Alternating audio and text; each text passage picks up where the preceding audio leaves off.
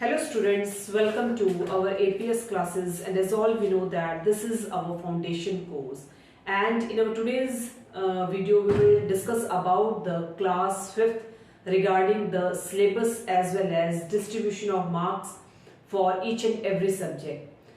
तो जैसे कि बच्चों आप सभी जानते हैं कि नेक्स्ट मंथ मार्च 2022 में 5th क्लास के जो बोर्ड एग्जामिनेशन है वो शुरू होने जा रहे हैं।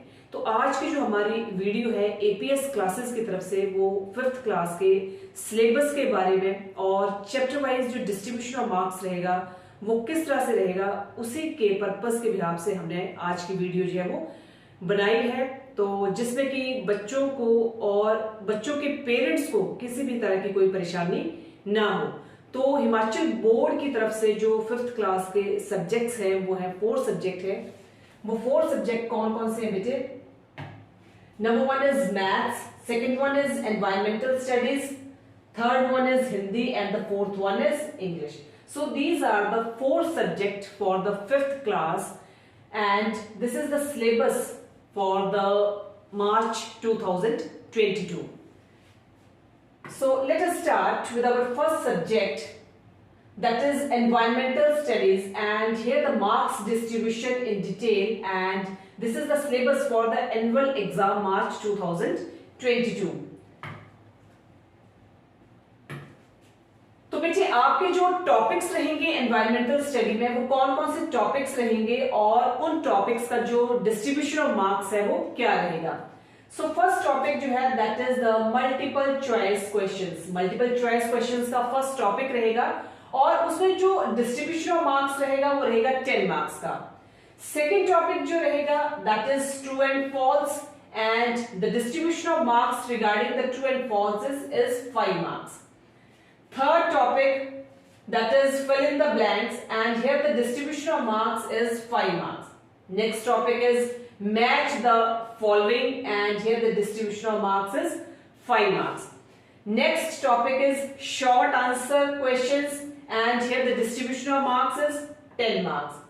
Last topic for the environmental study is long answer questions, and the distribution of marks regarding the long answer question is 15 marks.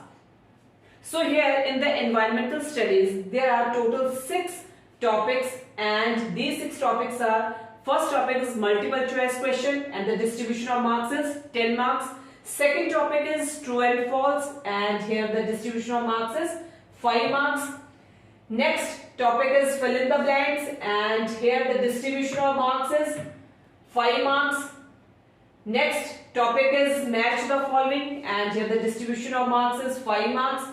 Next topic is short answer questions, and here the distribution of marks is 10 marks. And the last topic that is long answer type questions, and here the total marks for the long answer type questions is 15 marks, and hence the total comes out to be 50 marks. That means the paper of environmental studies is of 50 marks. तो यहाँ पर आपका जो environmental study का जो paper है वो total 50 marks का रहेगा, और उस 50 मार्क्स में टोटल जो आपको टॉपिक्स आएंगे वो रहेंगे आपके 6 टॉपिक रहेंगे, जिन 6 टॉपिक्स के नाम मैंने आपको बता दिए हैं।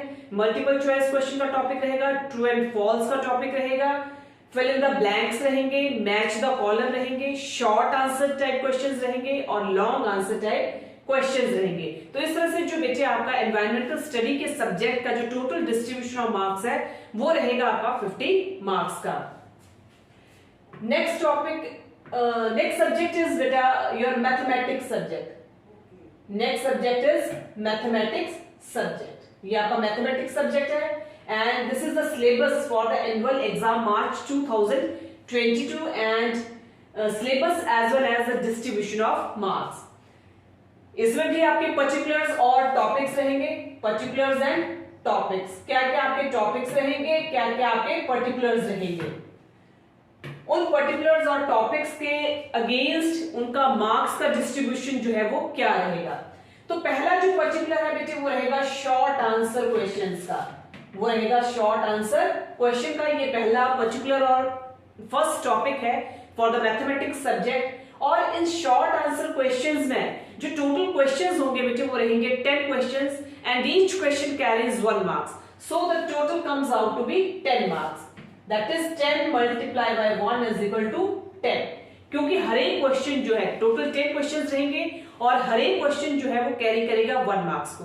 तो इस तरह से जो टोटल डिस्ट्रीब्यूशन ऑफ मार्क्स रहेगा फर्स्ट टॉपिक का शॉर्ट आंसर क्वेश्चंस का वो रहेगा आपका 10 मार्क्स का।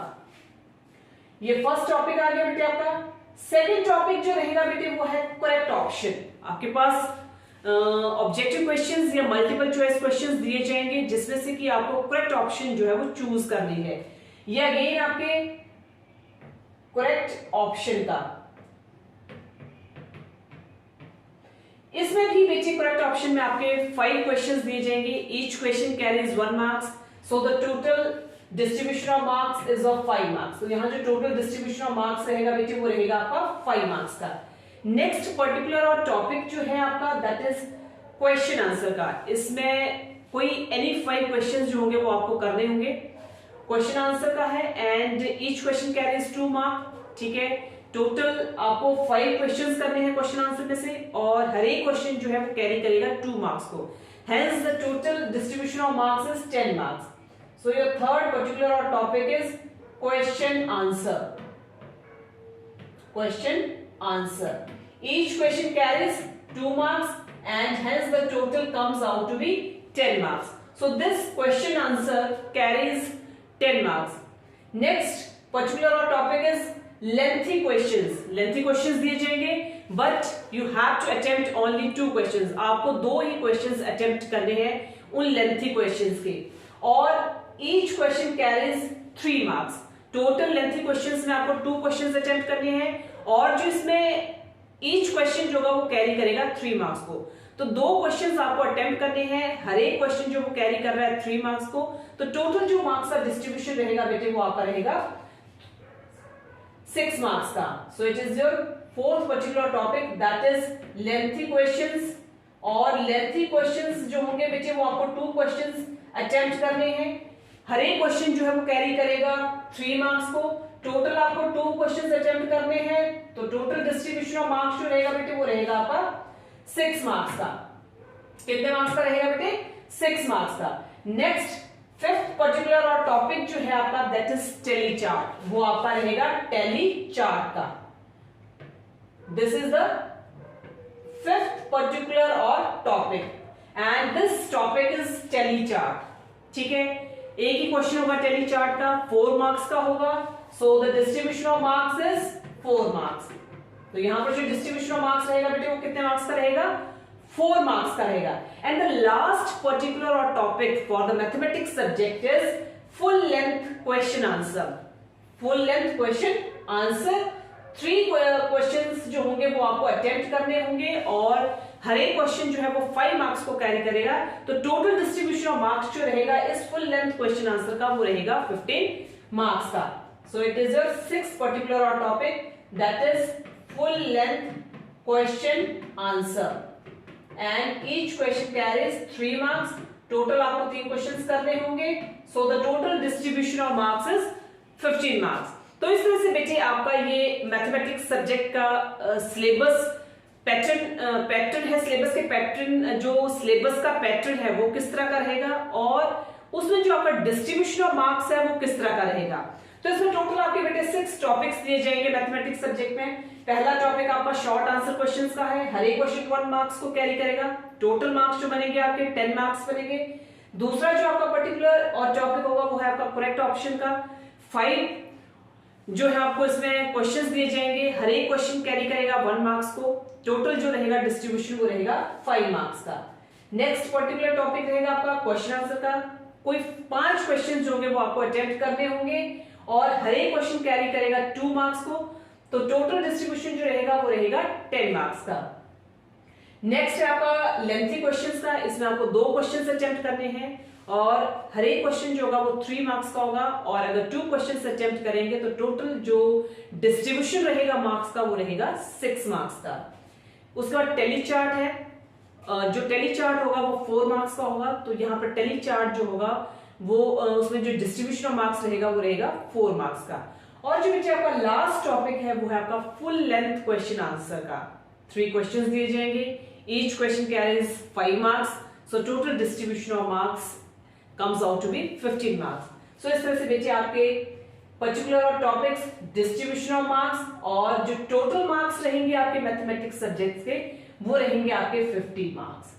सो this is the distribution of marks regarding the mathematics subject as well as syllabus of mathematics subject. Next is your beta Hindi subject. Hindi subject इसमें अंकों का विभाजन किस तरह से रहेगा और अंकों का विवरण पाठ्य पुस्तक में से कितने का रहेगा और अंकों का विवरण जो होगा वो व्याकरण में से किस तरह से रहेगा। तो इसका मतलब ये हो गया कि जो आपका हिंदी विषय है वो दो हिस्सों में बटा हुआ है। पहला जो उसका विभाजन है वो है अंकों का विभाजन पाठ्य पुस्तक में से और दूसरा जो उसका विभाजन है वो है अंकों का विभाजन व्याकरण में से। तो अब हम शुरू करते हैं बेटे अंकों का विवरण पाठ्य पुस्तक में से। अंकों का विवरण जो होगा वो पाठ्य पुस्तक में से किस तरह से रहेगा। ये अंकों का विवरण है जो कि आप पाठ्य पुस्तक में से देखेंगे। तो इसमें आपके विषय दिए गए हैं, विषय कितने रहेंगे और उन विषयों के अंतर्गत उनके जो अंकों का विवरण है वो किस तरह का रहेगा। तो पहला जो विषय है हमारा हिंदी विषय का वो है गद्यांश।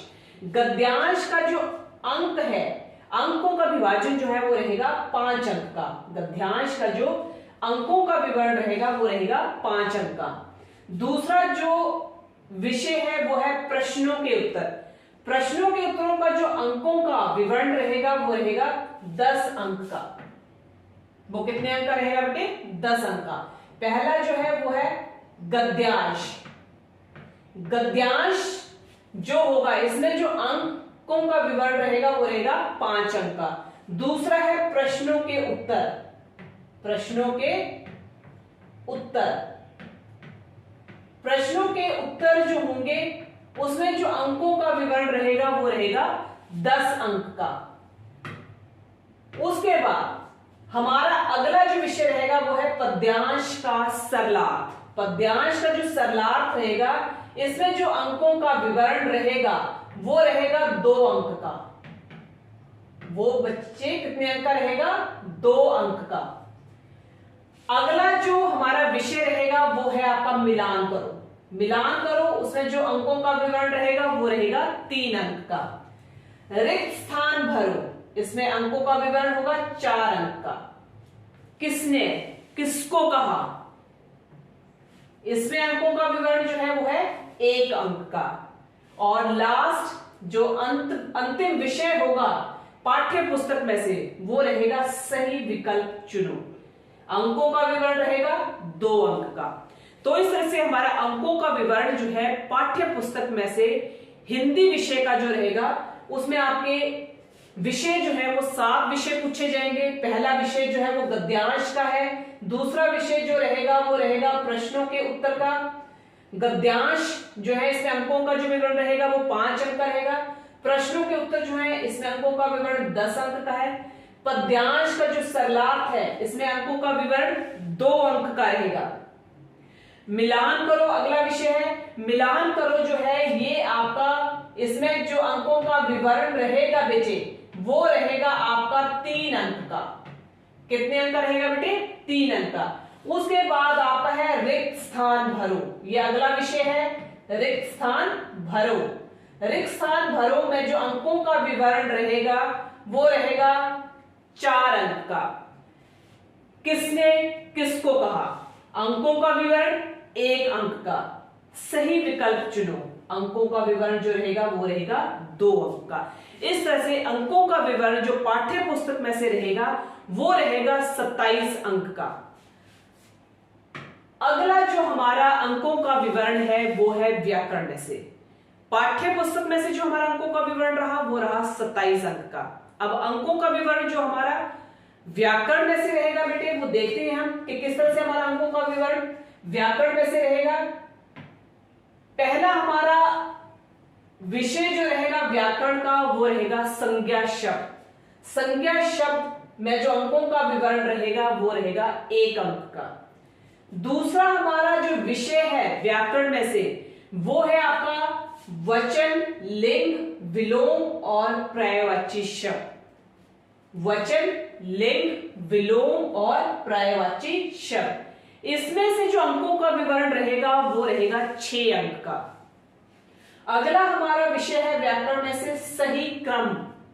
सही क्रम को चुनना है। अंकों का विवरण रहेगा 2 अंक का। उसके बाद जो हमारा अगला विषय है व्याकरण में से वो है शुद्ध शब्द। आपको शुद्ध और अशुद्ध जो होंगे, अशुद्ध शब्द दिए गए होंगे, उनको आपको शुद्ध करके लिखना होगा। तो जो शुद्ध शब्द होंगे उसमें जो अंकों का विवरण रहेगा वो रहेगा 2 अंक का। मुहावरे, अगला विषय है व्याकरण का हमारा मुहावरे। मुहावरों में जो अंकों का विवरण रहेगा वो रहेगा आपका 2 अंक का। अगला विषय है हमारा व्याकरण का वो है आपका प्रार्थना पत्र का। प्रार्थना पत्र में जो अंकों का विवरण रहेगा वो रहेगा आपका 5 अंक का। लास्ट अंतिम जो विषय होगा हमारा व्याकरण का वो रहेगा आपका प्रस्ताव का। ये अंतिम विषय है व्याकरण का और वो है आपका प्रस्ताव का। प्रस्ताव में जो अंकों का विवरण रहेगा वो रहेगा 5 अंक का। प्रार्थना पत्र में भी अंकों का विवरण जो होगा वो 5 अंक का है। प्रस्ताव में भी अंकों का विवरण जो रहेगा वो आपका 5 अंक का रहेगा। तो अंकों का विभाजन जो हमारा पाठ्य पुस्तक में से था वो था आपका 27 मार्क्स का, प्लस व्याकरण में से जो अंकों का विभाजन रहा वो रहा आपका 23 अंक का। 23 अंक आपके व्याकरण विषय के होंगे और 27 अंक जो होंगे वो आपके पाठ्य पुस्तक के होंगे। तो इस तरह से दोनों को मिलाकर जो कुल अंक हमारे बनते हैं हिंदी विषय के वो बनेंगे आपके 50 अंक। तो यहां पर बेटे आपको समझ आ गया होगा कि जो हिंदी विषय का पेपर रहेगा वो आपका 2 हिस्सों में बटा होगा। पहला आपका जो विभाजन है अंकों का वो है पाठ्य पुस्तक के आधार पर, और दूसरा विभाजन जो है हमारा अंकों का वो है व्याकरण के आधार पर। व्याकरण के आधार पर आपने देख लिया कि आपके पास क्या क्या विषय रहेंगे। संज्ञा शब्द रहेंगे, वचन, लिंग बदलो, वचन बदलो, विलोम शब्द और पर्यायवाची शब्द रहेंगे।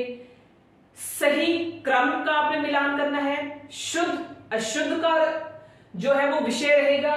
मुहावरे, प्रार्थना पत्र और प्रस्ताव। तो ये आपका अंकों का विभाजन जो है या विषय जो रहेंगे वो आपके रहेंगे व्याकरण में से। और इसी तरह से हमारे जो अंकों का विवरण है पाठ्य पुस्तक में से वो है आपका गद्यांश, प्रश्नों के उत्तर, पद्यांश का सरलार्थ, मिलान करो, रिक्त स्थान भरो, किसने कहा, किससे कहा, किसको कहा और सही विकल्पों का चुनाव करना है। तो इस तरह से आपका पाठ्य पुस्तक का जो क्रम रहेगा अंकों का वो रहेगा 27 अंक का, और जो आपका व्याकरण का जो विभाजन रहेगा अंकों का वो रहेगा आपका 23 अंक का। तो दोनों को मिलाकर जो हमारे कुल अंक बनेंगे हिंदी विषय के वो बनेंगे 50 अंक। अगला जो सब्जेक्ट है हमारा बेटे that is English subject, and here we will discuss about the distribution of marks as well as pattern of the paper for the English subject regarding the annual exam March 2022. So let us start with our English subject, and time allotted for the English subject is 3 hours, and the maximum marks is 50 marks, and the time allowed is 3 hours. So let us start with our English subject, and your first question that is passage. Your first question is passage, and your passage is of 4 marks. Passage जो रहेगा बेटे that is of 4 marks. Next question type is question answers. Next question type is question answers, and the total distribution of marks for the question answer is 12 marks. Is 12 marks. Next question is single questions. Next question is single questions, and the distribution of marks regarding the single questions is 3 marks.